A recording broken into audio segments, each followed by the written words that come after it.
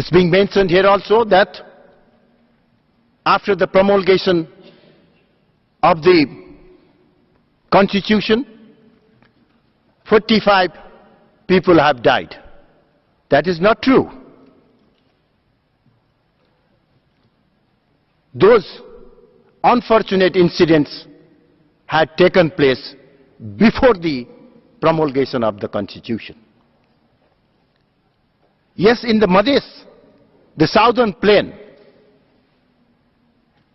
in around 8 districts out of 75 districts, some Madhes-based political parties have started agitation demanding some changes in the Constitution. This is Nepal's internal problem, and we are competent enough to address those issues on our own. The present government has urged all the agitating political parties to come for dialogue. Mr. President, it's my pleasure that the government has entrusted me as head of the dialogue team. And we have already completed 4 rounds of dialogue with the agitating political parties. I believe that we will be able to resolve this crisis through consensus and within the framework of the Constitution. But under any pretext, disruption of supply lines, disruption of transit is not acceptable. For a landlocked country, Nepal, this has become a very serious issue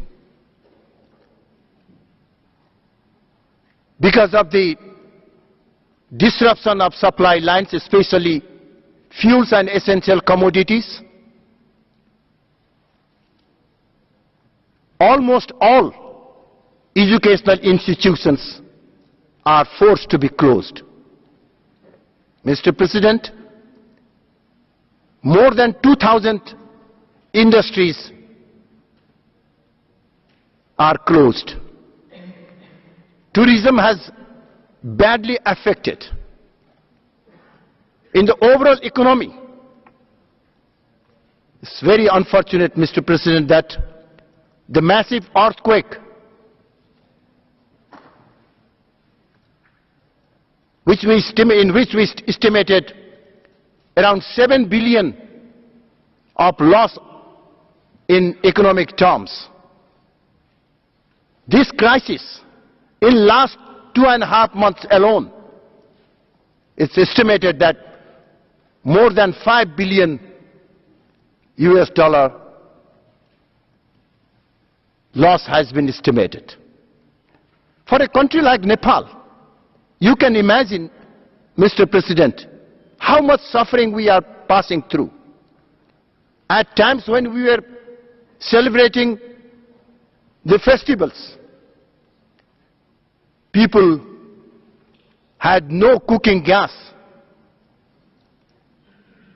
The vehicular movement all over the country is less than 10%. Is that justifiable? Can't Nepal has its own authority to promulgate Constitution? Mr. President, I'm sorry if I become a bit emotional, but that is, I think, what we are suffering today.